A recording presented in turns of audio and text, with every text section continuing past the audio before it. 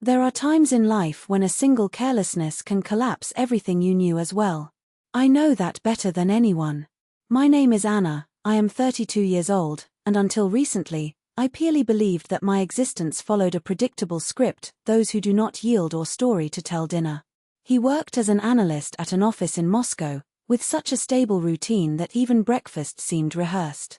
He lived in a 2-bedroom apartment in the southwest, the kind you decorated without love, just out of obligation. Beside me, a husband I swore to be my companion of all battles. And there were my parents, installed in Khimki, an hour away when traffic collaborated, and Varvara, my younger sister, a hurricane of drama, self-centeredness and explosive energy, convinced that the universe revolved around its whims. At 28, divorced and mother of Dosha, my 5-year-old niece, such a smart child who seemed to have been born with the wisdom of an adult. A tug was enough in the sleeve, an invitation to play with dolls, and the surrounding grey world faded. I loved her. At first glance, we were an ordinary family, those who mix in the multitude of Moscow. But under the facade, an open wound supplied, insisting not to heal. 8 years ago, my marriage was revolving around a silent and devouring hope, that of being a mother.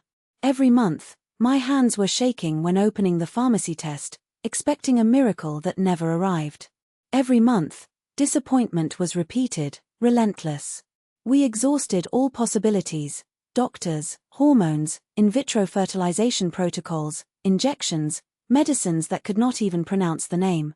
Our room became a frustration laboratory, basal temperature charts, ovulation calendars, and reproducologists took up more space than affection.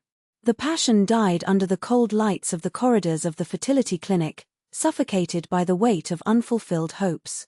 I remember one night, sitting on the bathroom floor at 2 a.m, drowning the sobs with a towel so that it would not hear. He looked at that unique line in the test, a sentence without appeal. He knocked on the door, the monotonous voice. Negative again, isn't it? No hug, no word of comfort, only the sound of discouragement disguised as indifference. For a while, he still said the right things. Let's get over it together, don't give up. But when I thought I didn't listen, Sheremetyevo comments that cut like glass. Jokes for friends about how I treated our dog as a child. Veiled observations on my body, perhaps not done for that. Each word was a knife he spinned inside me. I convinced myself that true love was to endure the storm, that loyalty meant swallowing pride and pain. Only loyalty only works when the two row in the same direction. What I didn't know is that while I tightened negative tests, he built other families. Not one, but 2. I found out by accident 4 months ago. Your cell phone vibrated at the bedside table, and in darkness, a notification lit up the screen. The kids miss you today. You come. My blood froze. I thought of error, the wrong message, anything less actually. But when I opened the conversation, everything became clear. 2 different women, 2 addresses, 2 children. The man who was crying with me in fertility consultations, who swore to share my pain, had what I wanted most and hid from me. When I confronted him, he didn't even try to deny it. Just shrugged, almost relieved. I needed children, Anna. I wouldn't spend my whole life waiting. You couldn't give me what I wanted. His words burned me like acid, as if infertility were my choice. Divorce was a dirty war. Lawyers surrounded as vultures, turning 8 years of life. Grease in a cold list of goods to be divided. He fought around the house, the car, for objects that never cared, everything to leave me as little as possible. When the dust came down, only crumbs left than one day was mine, and none of the beliefs I had bet. I thought it was destroyed. The reflection in the mirror was a shadow of the woman who laughed loudly watching silly series or scribbled names of imaginary children on the back of the supermarket lists. This version of me had disappeared. Varvara, of course, didn't help. In my parents' eyes, she was always the perfect daughter, the one who gave them a granddaughter, even with a bankrupt wedding. Sometimes Sheremetyevo indirect disguised as a joke. You don't understand, Anna. Being a mother changes everything. Or, what a luck not to deal with tantrums at bedtime. He never realized, or perhaps he realized and did not call, that every word of his buried blade deeper. My parents tried to comfort, but even their words hurt. These things happen, Daughter, said my mother. Maybe it wasn't to be. At least Varvara gave us Dosha, so there's still joy in the family. As if my value was made by what she could do. So when they suggested a family trip only a month ago, I clung to the idea as a lifeguard. You need to get out of this darkness, said my mother. You need to heal, Anna. Sun, sea, laughs of my niece in the sand, the chance to escape the loneliness of my apartment. For the first time since divorce, I felt something like hope. I bought new bikinis, a dress that had been stored for years at the bottom of the closet, even allowed me to pedicure in a chic hall. Dosha jumped with joy as Varvara described the trip, the first flight by plane, the sea of truth, the dolphins, and the giant waves. His enthusiasm was contagious. But even with all the excitement, deaf anxiety throbbed in my chest. Perhaps it was Varvara's ironic smile when she lodged, "It will be interesting to see how you deal with a child on a trip." Perhaps my father's pity look, as if I were a fragile object he carried out by obligation. Or maybe it was the weight of everything that was to say between us. Still, I ordered myself to stop inventing problems. It was my chance to start over. On the morning of boarding, I dragged my pink suitcase through Sheremetyevo airport, trying to leave the passengers buzz for the echoes of my destroyed marriage. I saw my parents near the D17 gate. Varvara was with Dosha, whose little hands squeezed a bag with a unicorn. "It's Aunt Anna," I shouted, running to hug her. I squeezed her against me, inhaling the smell of children's shampoo, and asked, "Ready for the sea, my son?" She pawed, her eyes shining. "Mom said the dolphins jump louder than me." Varvara gave me a quick kiss on the cheek and, in the usual hurry, asked, I heard, "Can you get her water?" I looked at the food court line. It didn't seem so long. "Of course," I said. I didn't know yet, but that trivial request, those who are made without thinking of a family, would be the crack that would make everything collapse. The watch on the wrist seemed to burn my skin, forcing me to look at it every 2 seconds. "We still have 45 minutes. There is time," I tried to convince myself. But the simple mission buying a bottle of mineral water for the niece had become a proof of resistance. The line in the food court was not walking.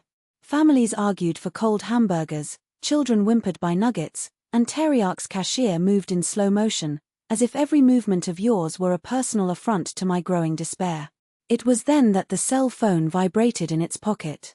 Notification of the working group on Telegram, a cruel reminder of life I had left behind, the one in which small professional fires burned over much larger wound ashes. When I got up, the line had barely moved. And that's when I heard that voice behind me. "Anya!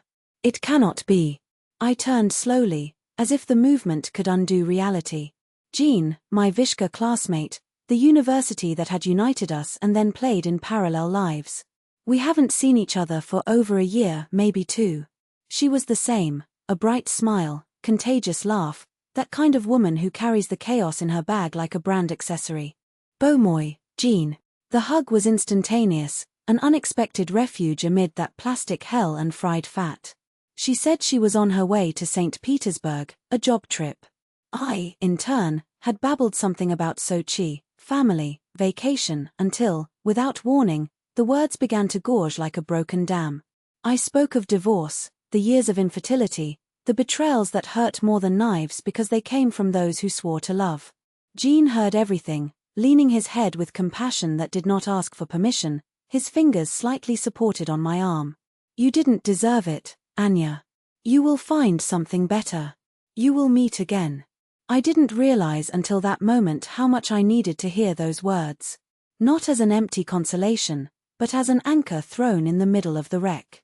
We talked for 20 minutes or eternity, exchanging memories and laughs, until a cell phone look returned to reality with the strength of a punch in the stomach. "Damn. 30 minutes are gone. I need to go," he said, grabbing the first bottle of water I saw. "My family is waiting for me." I ran back to the boarding gate, the heart beating so hard that it swore that everyone could hear. The crowd had thinned. I expected to see my parents with my bags, Varvara adjusting her daughter's dress, Dushenka waving to me with that missing smile. But there was only emptiness. Too empty. My eyes swept the hall panicked, the heart fired. It was then that 6, in the middle of the waiting lobby, holding with the two little hands its backpack of unicorn, as if it were the only object capable of preventing it from being carried by the tide of strangers. Dashenka. I crossed the safety turns almost tripping, the water bottle slipping between my fingers. I knelt in front of her, and her eyes big, moist, full of something that shouldn't exist in them found mine. "Aunt Anya," he whispered, his voice shaking. "They entered the plane." I froze. "What do you mean? Where is Mom? And Grandma with Grandpa?" She opened her backpack with hands that trembled and pulled a folded paper. "Mom told you." I unfolded the sheet with fingers that no longer obeyed. Varvara's stroke, unmistakable. "Anya, you live crying that you want a child. Here is your chance to spend time with one. We change our flight and leave before. Don't worry, we'll have a quiet vacation. Take care of her. V." The blood froze. The heart was hitting so violent that I swore that I was going to vomit right there, on the dirty floor of Sheremetyevo. I looked at the match panel. The flight to Sochi had taken off 15 minutes ago. They had disappeared. They had left me with their daughter. A 5-year-old child, abandoned as forgotten luggage. "Dashenka," my voice sounded strange, forced to a calm that didn't exist. "How long have you been here alone?" His lips trembled. "I don't know. A long time. People passed by our side. A woman asked if I had lost my daughter. Your mother said you would come," explained Dashenka, and tears finally overflowed. 30 minutes. 30 minutes she was alone in full airport. Anyone could have taken her. The idea made me dizzy. I pushed her close, squeezing her against me. "You didn't do anything wrong, Malaire. Nothing. It's your mother's fault." She buried her face around my neck, sobbing. "Mom left because I was bad." "No," I said furiously. "You're not bad. You are perfect." I took the phone and I typed a message to Varvara on WhatsApp, the trembling fingers of anger. "Did you lose your head? Left your daughter alone at the airport?" 2 grey markings. Delivered. Not read. I wrote in the family group. "Did you know that? How could you agree?" Silence. "Your phones should be turned off. Or worse, they just didn't care." I felt the surroundings, curiosity mixed with judgment. For them, I was just another exhausted mother with a boule IOU's child. They couldn't see the earthquake inside me. I grabbed my suitcase, held the cold hand of Dashenka and left the terminal. Each step weighed more than the previous one. Back in the apartment, I tried to fake normality. Noodles with cheese at dinner, fixed on TV. Dashenka wrapped around the couch pillows, laughing at the animated adventures, while I sat next to it, representing a tranquility that did not exist. "But your questions were knives. When does Mom come back?" I swallowed. "I don't know, Zika. She went to rest with Grandma and Grandpa." His face frowned. "But why didn't I go? Did I do something wrong?" My chest hurt like being crushed. "You did nothing, my love. Sometimes the adults make mistakes." Later, after laying her in the guest bed with her plush rabbit, I was alone in the kitchen. The anger boiled under the skin. Varvara had crossed a line that I didn't even know existed. And my own parents were accomplices. It was then that it occurred to me. Andrei. Varvara's ex-husband, the man she had always painted like an irresponsible, a liar, a monster in every story she told. But there, looking at Dashenka's sleeping face, a doubt eroded me. What if Varvara's stories were a lie? What if Andrei weren't the villain but another victim? I looked for your number on my cell phone. My fingers trembled by pushing the call button. "Anna." His voice sounded cautious, as if he already expected a trap. "Andrei." I took a deep breath. Varvara just left her daughter at the airport. She flew to Sochi with my parents and left Dashenka alone.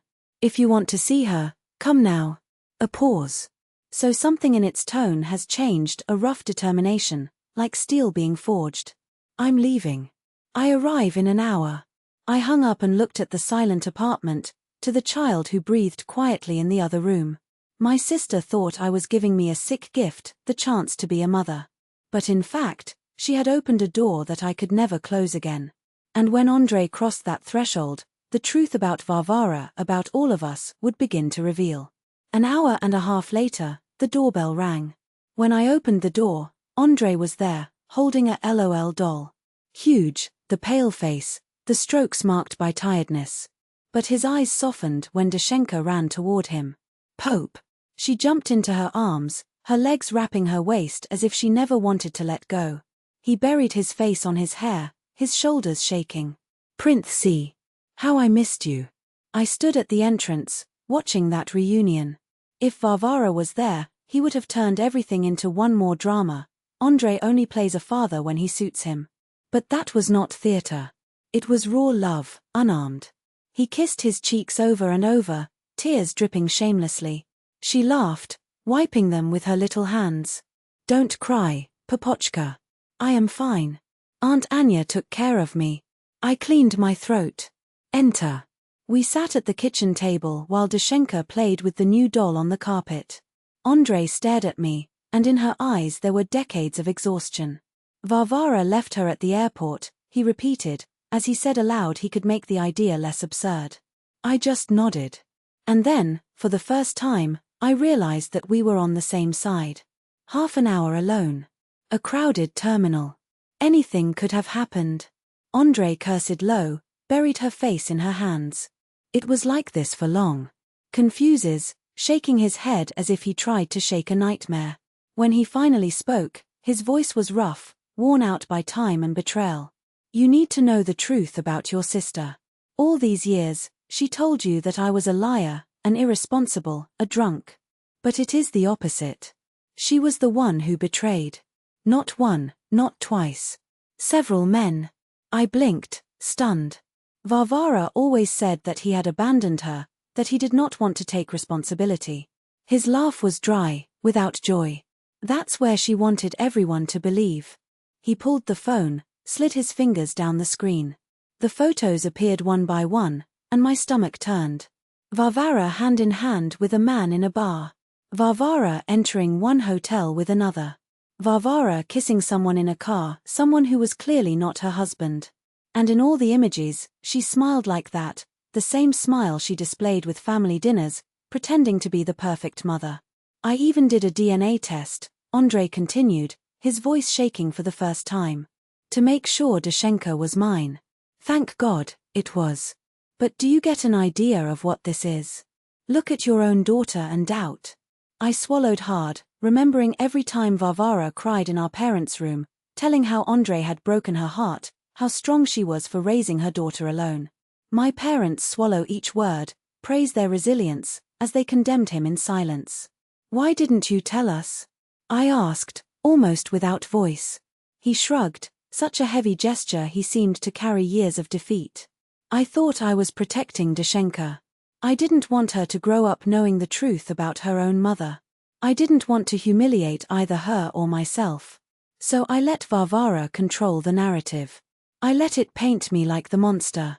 His eyes found mine, and for the first time, I understood, his silence had been a mistake. As he preserved her image, Varvara destroyed our daughter's life. We are silent, the weight of your words crushing us. In the room, Dashenka hummed softly, combing the hair of the doll, oblivious to the storm that was formed around her. Why didn't you fight court anymore? I asked, almost whispering. He exhaled, as if he carried the world on his back. Varvara threatened. He said that if I disputed the guard, I would make Dashenka forget me. That would turn her against me, that would erase me from her life. And I believed. Her voice hardened. Varvara is capable of anything. You know she is capable. I remembered the airport ticket. Here is your chance to spend time with the child. Cruel. Sickly. Only someone obsessed with control would write such a thing. Andrei's voice cut my thoughts, urgent, desperate. I can't let this go, Anna. No more. She abandoned our daughter alone at an airport. This is not negligence. This is at-risk abandonment. I looked at him, divided. We were talking about my sister, my blood. But when I imagined Dashenka there, with his backpack, his eyes wide with fear, I knew he was right. What do we do? I asked. His gaze became steel. We fought for her. For the safety of our daughter. I have a lawyer. On Monday, we will file a provisional guard request. We will request the images of the airport cameras, present everything in court. He paused. But I need your help. Of your testimonials. The words weighed like lead. If I helped him, I wouldn't be cheating just Varvara. I would be declaring war on my own parents. Blood against blood.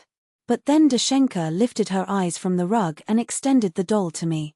Aunt Anya, look, her hair is all messy. Do you pack? Something inside me broke. That child deserved security. Deserved stability.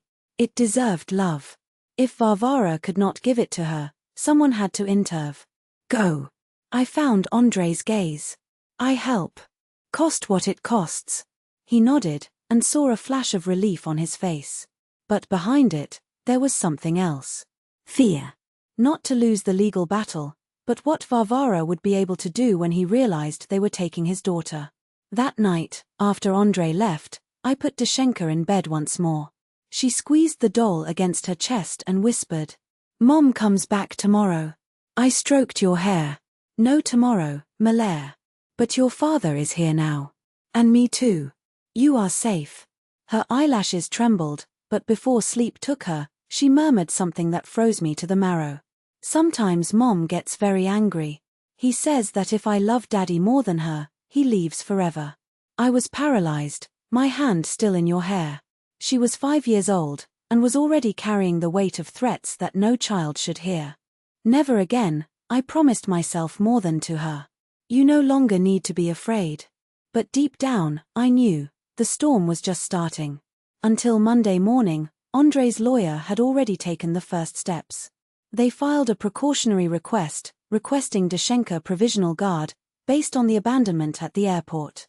They requested the recordings of the cameras by court, presented the documentation that Andrei had been collecting secret for months. Suddenly our silent conspiracy has become a relentless legal campaign.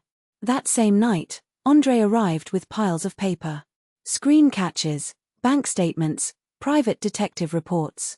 It spread everything on my kitchen table like evidence in criminal proceedings. I looked at that receipt chaos, date and timestamps, photos, and understood, Varvara had sunk much more than I imagined. Detective videos were the worst. Granulated night images, shy camera. There she was, my sister, staggering a bar, laughing too loud, stumbled in her own feet. In one clip, she let the keys fall 3 times before you could open the car. I wanted to look away, but the camera close to the back seat. Dashenka slept in the children's seat, the head resting on the window. I closed my mouth with my hand. She drove drunk, Andrei said dark. For times we recorded. Always with our daughter in the car. I shook my head, the nausea rising through the throat. Why didn't you call the police? Because once it could be an accident. A system, no. His jaw contracted. I needed proof that no one could ignore. Varvara was reckless. I thought it was above all. Then he showed me her profile on VK. Dozens of posts with cocktails, sparkling glasses, parties in neon lights. Subtitles full of self-sufficiency, another night of girls. Mom's time. My time. The times of the publications spoke by themselves, 1h45 of a Tuesday, 3h10 of a Friday. And I remembered Dashenka's holy sneakers, the tight pants with patches. She spent 300,000 rubles on clothes last month, Andrei said, pushing an extract towards me. 150,000 in halls, 100,000 in bars, and, he showed another voucher, 800,000 in breast implants. I stared at the paper. 2 months after he had transferred the money from the pension. As the daughter walked with torn shoes, I muttered, the anger burning inside. And our parents, I whispered, she defended all these years. Andrei's eyes darkened. Because she is a master of playing the role of victim. I told them exactly what they wanted to hear. And I shut up.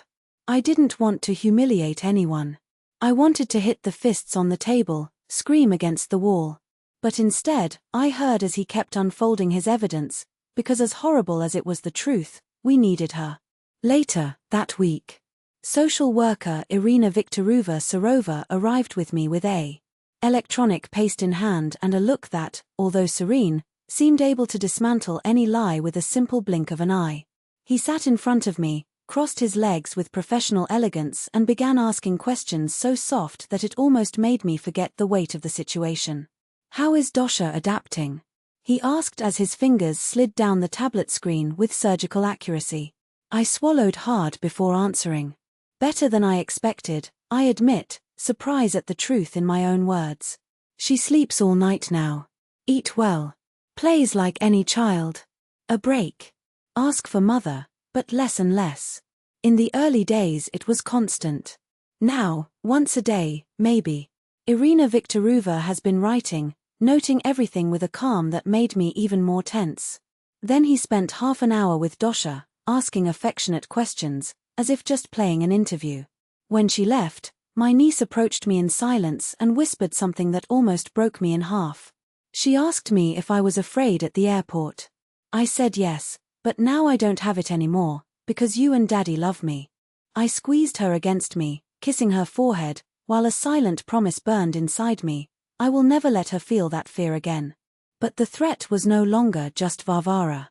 Came from my own parents. On Friday night, the phone rang. My mother's voice cut the air like a broken glass blade. "Anya, what are you doing? It's destroying this family." I took a deep breath, trying to maintain firmness. "Mom, Varvara left a 5-year-old child alone at an airport. This is abandonment. She could have been taken, injured." "You're exaggerating." He cut me, dry. "Varia knew you would come back. She trusted you. It was just 30 minutes. You always distort everything. Family comes first. Do not wash dirty clothes in public. Don't betray your own sister like that." A bitter laugh escaped from my lips. She betrayed her own daughter, mother. Put it in danger. How can you defend this? But my mother didn't give in. He repeated as a mantra, "Family above all," until I turned off the phone with trembling hands. Minutes later, a message from my dad arrived on WhatsApp, short and brutal. "If you get this process, you don't have to appear in Dacha anymore." I looked at those words until the vision shook. They had chosen. Not the granddaughter. Not the daughter trying to protect her. Varvara. On Sunday, Andrei's lawyer called. His voice carried a contained, almost predatory satisfaction. "We got the airport recordings. A dramatic break. That's exactly what we needed. In the images, you can see clearly, Varvara and her parents go through safety, board the plane.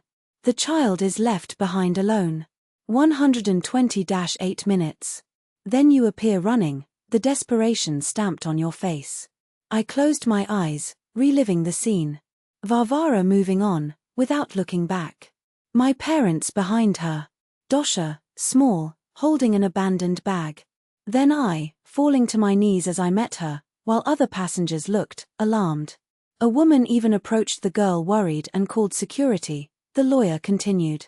"This will weigh a lot in favor of you. Judges take abandonment of incapable very seriously." That night I sat on the edge of Dosha's bed as she slept, watching the soft pace of her breath, the way she squeezed the doll against her cheek, so small, so fragile. "You'll never be alone again," I promised the dark, the voice breaking. "I don't care the price. I won't let them hurt you." Andrei and I became a team. Every day we joined more evidence, we tunned strategies, planned each movement. And with each night conversation, the truth became clearer. It was not just custody. It was about saving a child from a mother that saw her as an accessory for her perfect life on social networks. But deep down a shadow persisted. Varvara never accepted defeats in silence. When she returned from Sochi, tanned and convinced that everything would continue as before, what would happen when she discovered that her world was about to collapse? This doubt eroded me. Because if there was one thing I knew about my sister, it was this. When cornered, Varvara became unpredictable. And this time she saw me like the enemy. Like the traitor who held the knife. She trusted her sister. A simple misunderstanding, I thought. There was no intention of injuring, until the evidence emerged. On the court screen, the images of the airport projected themselves as a stab, Varvara, our parents, and Dosha together. Then Varvara and her parents board the plane. Dosha is alone. 20-8 endless minutes. Passengers observe it, perplexed. A woman kneels beside her, asks if she is lost. Until I run back, the arms lift, as if you could undo those minutes of abandonment. The silence in the audit room was sharp. Only Varvara's voice was heard, a shaking of hatred. It's Anya's fault. She should have brought water. She is jealous because I have a daughter and she doesn't. Even his lawyer twisted his face, disgusted. Then came the recordings of the private detective. Varvara, staggering drunk, looking for the keys, getting in the car with her daughter in the back seat. Proof of absurd spending. Prints of conversations with other men. With each new evidence, the judge's face became more cold. Varvara's fury exploded. She shouted about the lawyer, called Andrei traitor, threw a water bottle through the room. The judge beat the hammer. Lady, control yourself or will be removed. Andrei's impassive lawyer ended with a sentence that echoed as a sentence. This child deserves security, stability, and a father who puts her first. This father is my client, not the defendant. The verdict fell like thunder. Based on irrefutable evidence of negligence, abandonment, and inadequate conduct, this court determines that the custody of the minor stay with the father. The mother will have restricted rights, with supervised visits until she concludes treatment in a rehab clinic and psychological program. Varvara was taken off. Our parents followed her, pale with anger. The same night, a message in the family group. Short. Brutal. We don't consider you more part of this family. You betrayed your sister by not being here. It hurt. Of course. But when I looked at Dosha, sitting on the floor next to Andrei, painting drawings and singing softly, the pain dissipated. She was safe. She was happy. In the following months, Andrei enrolled her in the municipal nursery. He brought her to dinner twice a week. On weekends, we went to Gorky Park, the zoo, anywhere she could laugh. She was holding our hands and said, I have a dad and an Aunt Anya. I'm lucky. Sometimes, when his trusted eyes were fixed on me, he thought, maybe I lost a marriage. Maybe I lost my parents. But I won something bigger, a purpose. My ex-husband had already spit that I was useless for not giving her children. But now I understood, motherhood is not just biology. It is love. It is protection. It is choosing the needs of a child above yours. Months later, I heard that Varvara had completed the rehabilitation. Deep down, I was relieved. Maybe one day she becomes the mother that Dosha deserves. But until then, the girl had a father who loved her and an aunt willing to fight to her end. Sometimes, to do the right, you need to lose who you thought you couldn't live without. My parents. My sister. The illusion of a perfect home. But I don't regret it.